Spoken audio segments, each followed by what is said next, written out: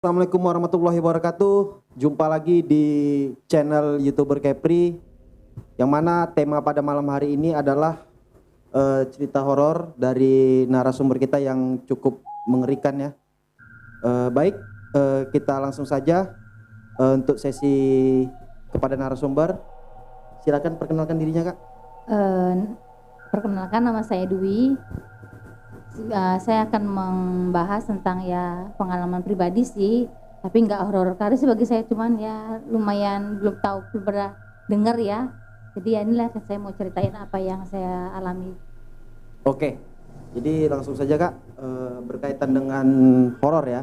Jadi apa sih yang berkesan gitu cerita horor dari Kakak? Berkesan sih ya pasti berkesan lah, namanya horor kan.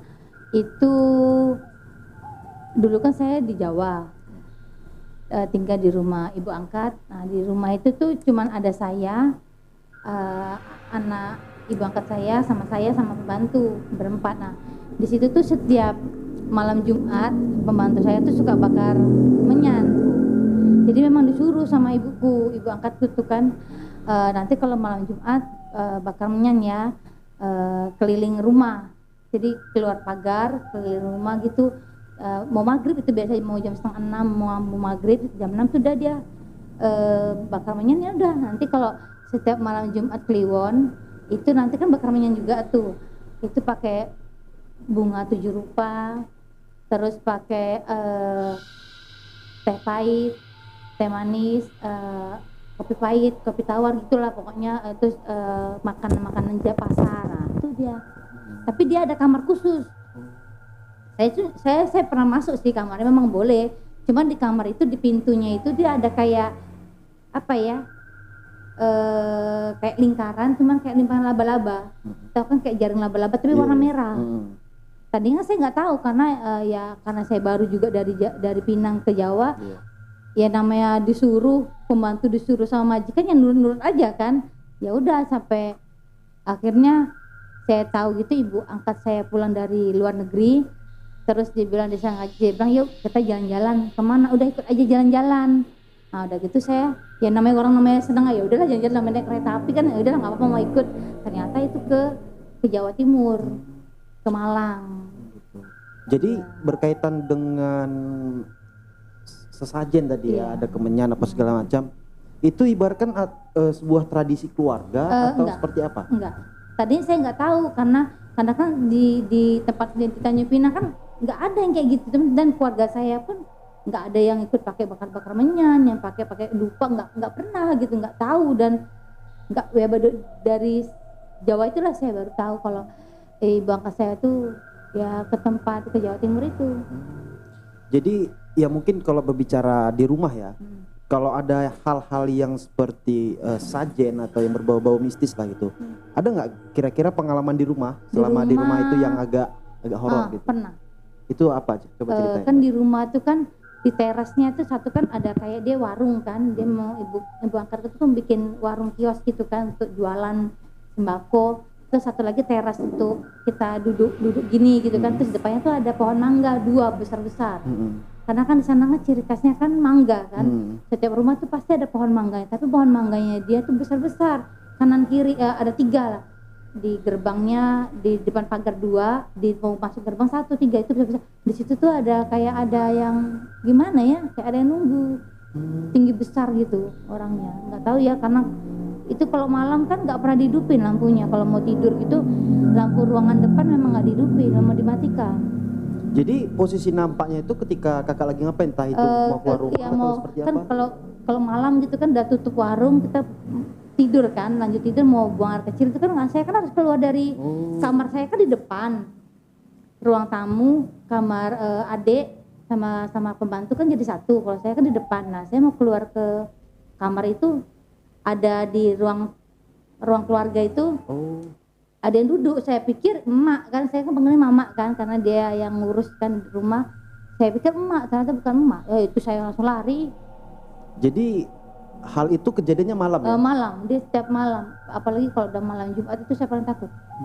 Jadi hal-hal yang seperti itu ketika malam tiba gitu ya di rumah itu akan menjadi ketakutan sendiri ya di rumah itu, Kak ya?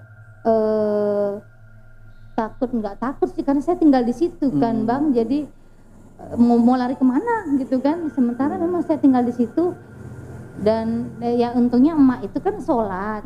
Nah terus udah dibilang memang sekarang dia memang rajin sholat kan, kalau maghrib isya memang sholat di situ.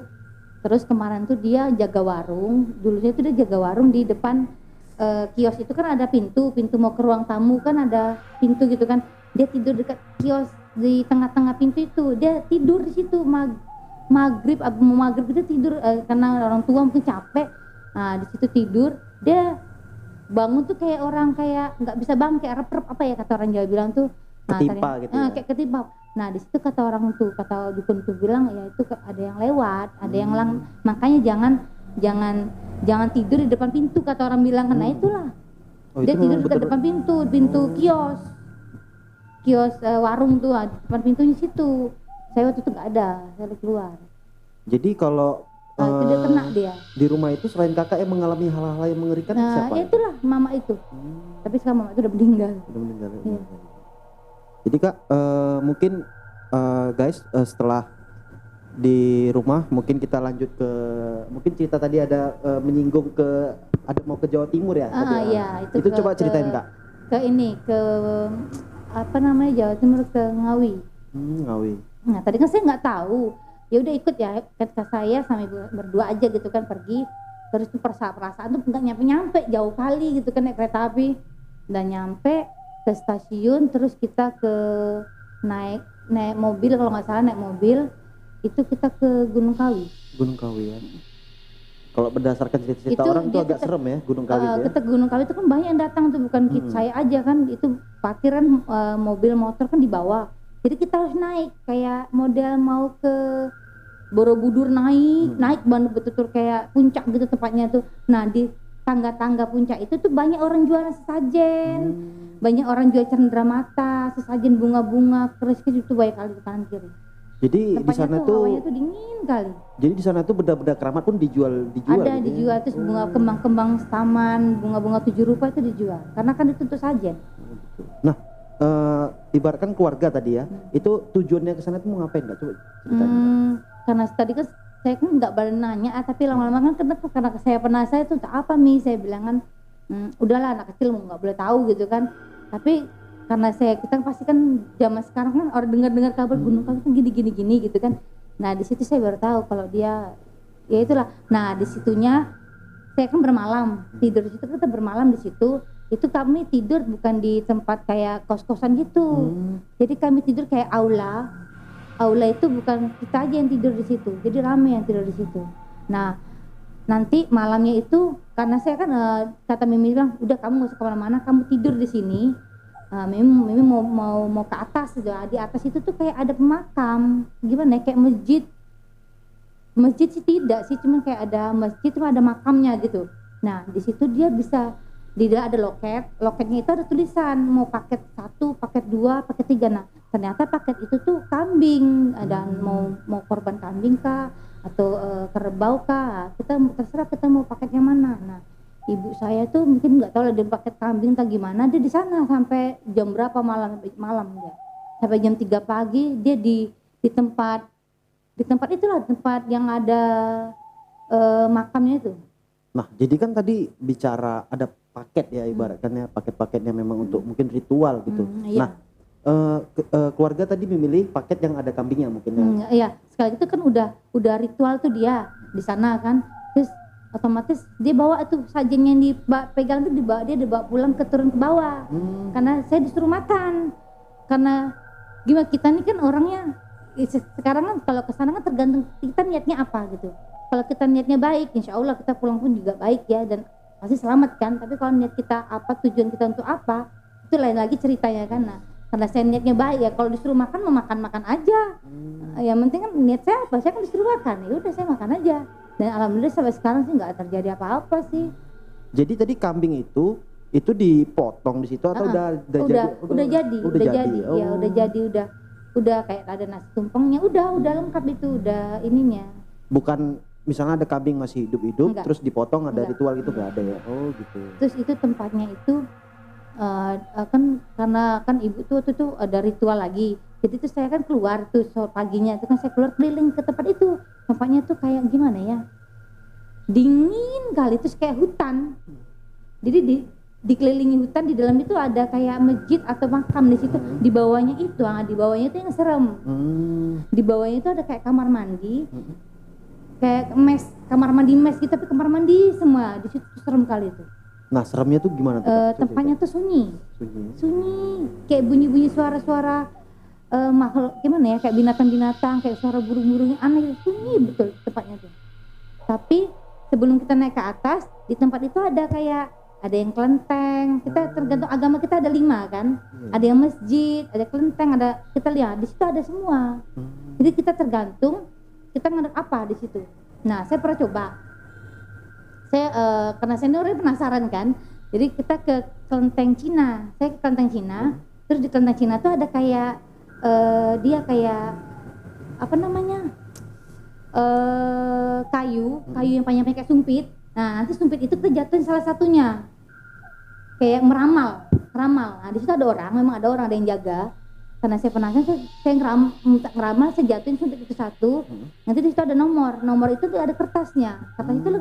Itulah ramalan kita.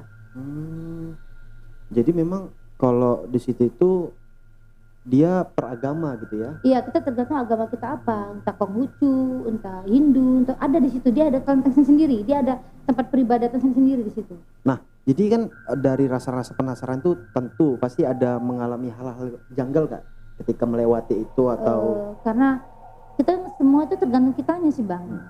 Kalau saya sih karena saya diajak ya, masih nggak tahu apa-apa kan, yang alhamdulillah sih nggak ada yang aneh-aneh, nggak ada. Cuman itu tempatnya memang betul-betul sunyi kali, nggak boleh bising kita di situ. Kita di situ nggak boleh bising. Tempatnya betul-betul sunyi, kayak hutan. Di dalam hutan tuh ada sesuatu di situ, kayak gitulah. Jadi dari perjalanan itu ada nggak sih iseng-iseng gitu nanya ke orang-orang sekitar yang berkunjung ke situ atau bagaimana?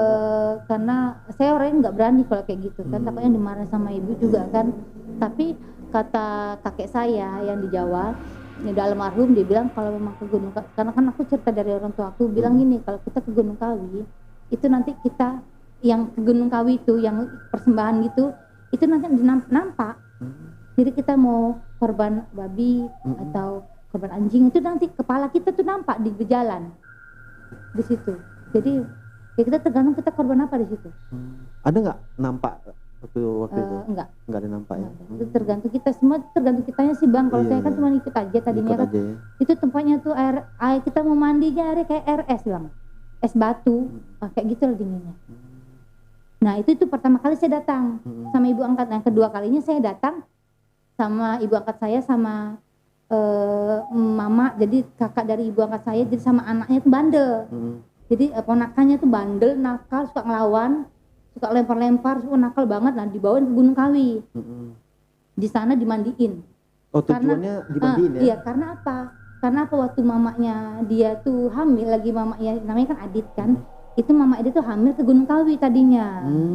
Makanya lahiran anak itu udah gede, bandel, nakal banget gitu. Nakal lah, sama saya juga berani anaknya tuh, suka ngelempar, berani Bang. Nah itu akhirnya kata ibu angkatnya, udah kita ke Gunung Kawi yuk. Karena waktu hamilnya ini dia di sana gitu kan. Ya akhirnya dimandiin tuh dia teriak-teriak. Saya nengok sendiri. Itu prosesnya gimana tuh sebelum dia dimandiin itu? Kita kan ritualnya kita pengen apa di sana Bang? Kalau ibu angkatku tuh setahu aku ya, itu dia tumbal, cuman tidak manusia. Bukan, dia tumbal tapi tidak dengan saya enggak, bukan saya. Jadi dia tuh anak dia yang dia. Nah anak dia yang ditumbalin, terus anaknya itu jelma jadi monyet di Bali.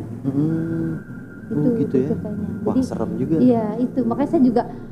Tapi dia anak dari rahim dia ya, karena kan saya kan bukan rahim dari ibu angkat saya. Bukan keturunan langsung ya? Enggak, itu keturunan langsung dari rahim dia. Itu anaknya pada cantik, gemuk, lucu gitu, masih bayi, itu cantik lah gitu. Itu dia akhirnya meninggal, kuburnya di kampung. Terus kata orang pintar bilang, kalau kamu mau nengok anakmu, dibilang itu kan, pergi ke Bali. nanti ada tuh anakmu di situ. Ibaratkan itu udah semacam perjanjian. Yang ya mungkin lah ya, saya juga kurang tahu karena waktu ke Bali kan saya nggak ada, saya di sini. Itu ada nama anaknya tuh Santi kan, ada di situ tuh. Ada ya. Wah serem juga ya. Iya, jadi saya bilang ngeri juga ya. Iya. Terus kembali tadi ke prosesi anak yang katanya teriak-teriak ya ketika dimandiin itu gimana? Coba. Kan dimandiin sama mamanya, sama neneknya kan dimandiin dengan niat biar anaknya nggak bandel lagi, nggak nakal lagi, nggak, karena beda bang sama anak-anak yang lain tuh nggak, beda kali gitu. Kalau anak yang lain dikasih tahu menurut kan udah takut, kalau dia mah nggak ada takut-takutnya sama orang. Jadi akhirnya ya dimandiin dengan niat apa, dimandiin ya di tempat yang serem itu. Dan saya kan nengok kan tempatnya memang airnya dingin kali, itu teriak-teriak dia bang. Terus akhirnya pulang dari sana dia agak mendingan lah, nggak kayak dulu bisa masih bisa dikasih tahu. Berarti ketika dimandiin tuh ada nggak kayak jenis doa atau mantra atau seperti apa? Aku rasa ada lah, karena kan di situ kan ada juru kuncinya bang. Juru kuncinya. Iya. Oh gitu. Dia ada juru kuncinya sendiri. Terus kalau kita mau jadi sajen gitu, dia ada juru kunci di dalam situ udah ada. Jadi apa tujuan kamu ke sini? Mau apa kamu ke sini? Gitu kan dia gitu. Mungkin ditanyain dulu ya. Oh gitu. Nah, jadi selain itu kok ada nggak kejadian-kejadian horor lagi ketika di Gunung Kawi? Karena kan memang Gunung Kawi ini ibaratkan serem gitu loh. Memang gimana, tempatnya tuh sunyi bang. Kita ada di situ rame pun kita tak boleh bising. Ya orang tuh kadang ada yang doa-doa karena saya nggak tahu, karena saya nggak boleh ke atas dan saya nggak boleh masuk ke situ karena saya bukan tujuan saya ke situ kan. Ibu saya yang ke sana.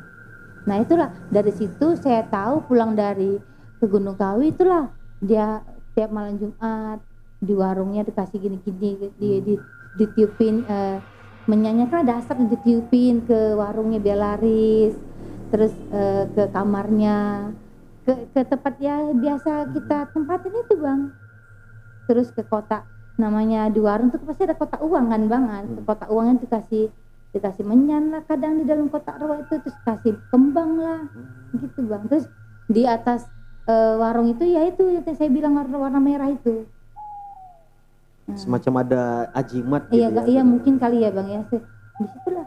Nah jadi untuk pantangan-pantangan tuh yang dikasih tahu waktu itu apa sih? Nggak ada pantangan sih bang. Nggak ada pantangan. Cuman jangan lupa malam Jumat Kliwon ya harus ke sajen. Oh itu kakak juga membantu? Membantu saya harus, nggak harus sih memang biar tahu gitu loh. Umpama misalnya mama nggak bisa atau mama lagi pergi kan karena ya pembantu bikin repot, ya saya harus tahu gimana caranya, saya harus tahu juga. Jadi saya pun bingung kan, saya di Pinang nggak pernah kayak gini kan. Di sini kenapa aku jadi tukang menyan gitu kan. Nah, jadi bisa dibilang memang rumah itu memang serem ya kak ya. Ya terus udah gitu kan mungkin ibu angkat saya kan ceritanya udah insaf, udah nggak mau gitu-gituan lagi di alam, udah nggak kan dia, karena dia tahu dia juga udah tobat, udah tua juga kan mungkin.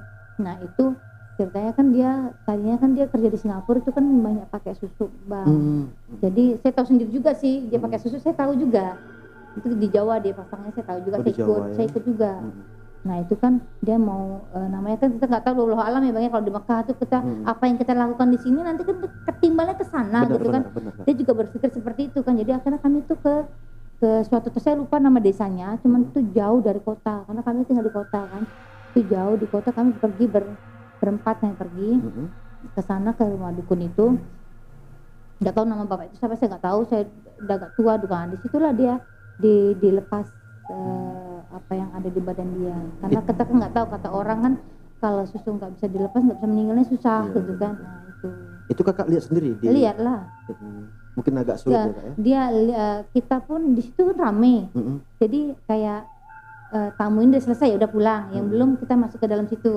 Itu ibu angkat saya kan masuk ke kamar. Di kamar itulah dia prosesnya kak ya? Kami kan di luar, kami itu, kan di ruang-ruangan itu. Berjalan lama nggak kak? Enggak berjalan lama. Enggak ya, cuman karena kan dia kan juga punya entah bagian ajian atau gimana tuh. Jadi setiap, yang anehnya gini bang, dia udah selesai itu pasang susunya kan, udah keluar susunya. Itu di ruangan itu kayak berisik, tau nggak bang? Berisik kayak ada yang lempar apa gitu, terus kayak ada yang batu jatuh dari mana gitu. Terus saya nanya, terus bibi saya nanya kan, itu kenapa mang gitu kan? Kok berisik? Iya itu biasa ada yang buang ini gitu, dia tahu. Mungkin itu reaksi dari mungkin lah ya. reaksi dari itu Iya, ya. Itu mungkin. kakak menyaksikan Dengar sendiri saya, bukan menyaksikan Waduh. lagi, saya dengar sendiri memang. Itu kejadiannya malam tuh kak? Malam lah, kami ke sana malam. Jam berapa itu ya, malam lah kami ke sana. Jadi sangat mencekam lah ya bagi kakak yang Iya, di saat masih saya muda juga tahu gitu. karena terus itu ya udah akhirnya dihilangin kan niatnya kita apa di situ. Ya itulah dia mau naik haji, dia mau buka segala macam yang ada di badan dia. Ya udah. Karena kita nggak tahu kalau di sana kita harus suci kan, harus bersih kan. Oh, jadi setelah sebelum mau naik haji dia mungkin Dia juga mungkin udah dulu ya. capek kan, ada tua untuk apa sih kayak gini-gini kan dosa, mungkin dia tahu dosa juga ya bang ya, mungkin manusia kan itu ada titik di mana kita menemukan kedamaian di hati itu pasti ada kan. Nah disitulah dia mungkin tobat dan nggak itu lagi. Tapi bisa dibilang ya menarik gitu ya, karena setiap rumah yang ada hal-hal seperti itu pasti. Terus satu lagi nih bang, dia mau pergi ke naik haji tuh. Jadi dukun yang kemarin kami ke sana datang ke rumah karena rumah itu ada sesuatu di situ. Oh, apa itu kak? Kayak hantu leak gitu bang. Oh leak. Karena kan anaknya kan meninggalnya kan Bali. ambil di Bali kan. Oh. Nah, gitu bang. Itu gimana tuh kak? Itu tuh prosesnya lama kali bang, malam atau malam Jumat lagi malam tengah malam bayangkan bang. Jadi kita semua tuh yang ngumpul ada berapa orang ya? Ada 6-7 orang di rumah itu yang merinding nggak jelas, ngeri gitu. Memang prosesnya di depan pohon mangga itu memang tempatnya digali itu memang ya itu memang harus dibuang dia. Tempat yang tinggi besar juga di situ tadi kakak cerita di situ ya. Di situ bang. Makanya banyak orang tetangga, bukan saya aja ya bang yang tinggal di tetangga bilang memang agak serem rumah itu.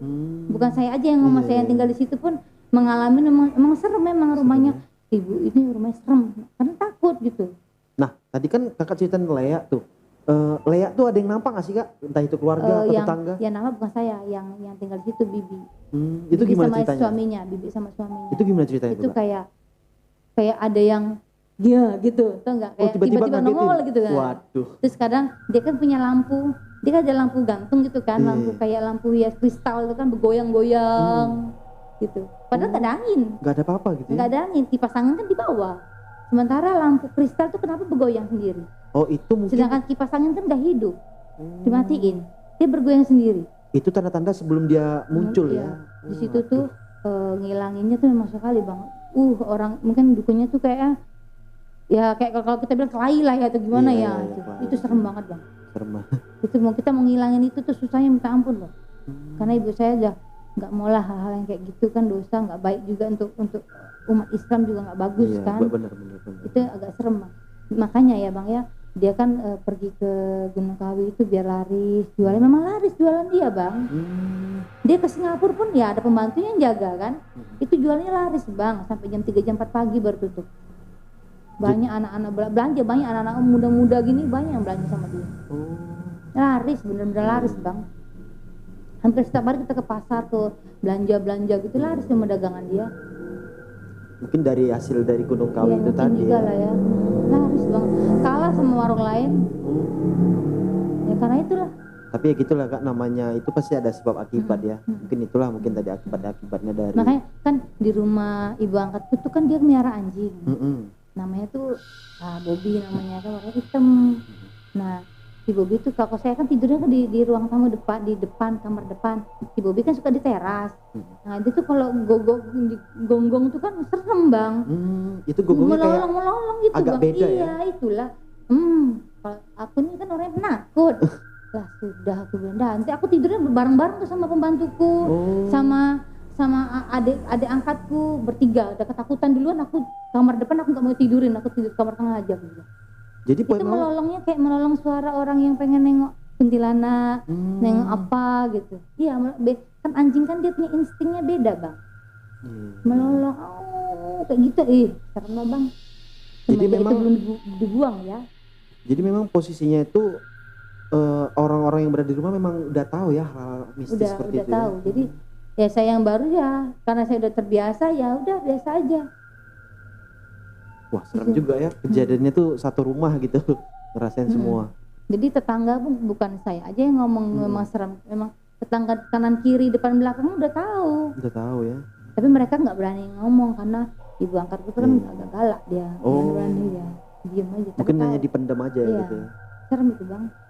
Makanya kalau mungkin nampak mungkin ceritanya paling ke ya mungkin inilah agak privat gitu ya, ceritanya agak dijaga gitu ya untuk menjaga ini tadi perasaan orang tua angkat. Nah dari apa cerita-cerita tadi Kak, ada nggak gitu Kak, ini kan berbicara mungkin itu bisa dikatakan pesugihan. Nah kalau dari inilah pandangan Kakak untuk pemirsa nih terkait pesugihan ini gimana, apa contoh yang nggak bagus atau Nggak gimana? bagus lah, itu kan musik bang. Iya.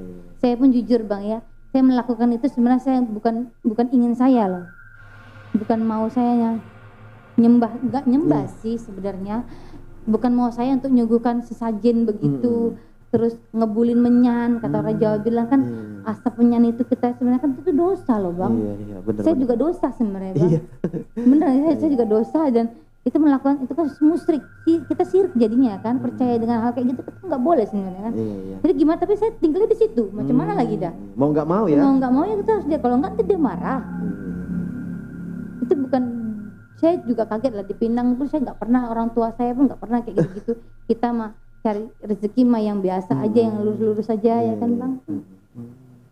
Jadi memang berbicara pesugihan itu ada dampak buruknya Iya, ya. ada banget. Memang kalau awal-awal tuh memang gampang Iya, segala urusan lancar satu gitu dampak ya. buruknya tuh ya korban anak lah bang. Iya. Nah itu dia terpukul kali tuh bang. Ibu angkatku terpukul kali, anak yang paling dia sayang dari rahim dia tuh meninggal. Sampai sekarang dia nggak punya anak, dia kan anak angkat. Berarti bisa dikatakan anak tersebut memang masih bentuk dalam gaib ya, berbentuk kera tadi ya. Kan dia kan dikuburkan bang. Itu dikubur dia keluar keris. Wih. Keluar keris, terus kata dukun bilang ya udah kamu pegang keris ini, kamu rawat, kamu saya kasih sajen ya, kita namanya kita kan kayak benda pusaka lah itu mungkin kali ya bang ya. Saya juga kurang tahu karena kan cerita Mimi kan gitu itu kalau dan akhirnya dipegang ibu angkatku, dia nggak kuat, berdarah dia kayak muntah-muntah darah, nggak kuat dengan badan dia. Itu kan tergantung jodoh ke badan kita apa tidak ya bang ya, kalau barang kayak gitu kan. Akhirnya kata orang pintar itu bilang ya udah bawa ke Bali, itu punya dia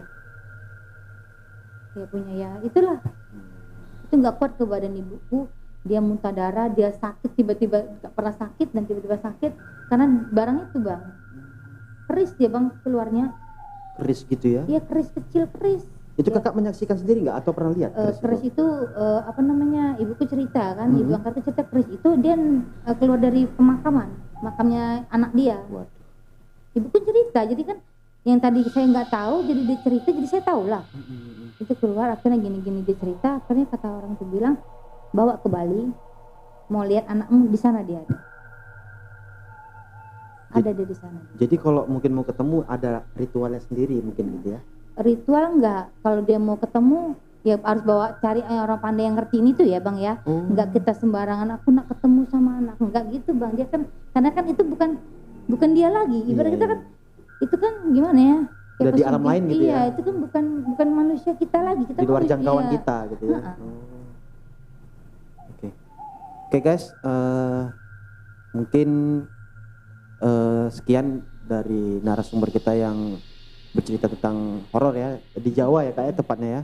Jadi hikmah yang kita ambil adalah pesugihan itu nggak baik, di sisi lain juga dalam ajaran agama itu dilarang karena itu sudah menduakan Tuhan, dan dampak buruknya juga jatuhnya ke anak atau keluarga.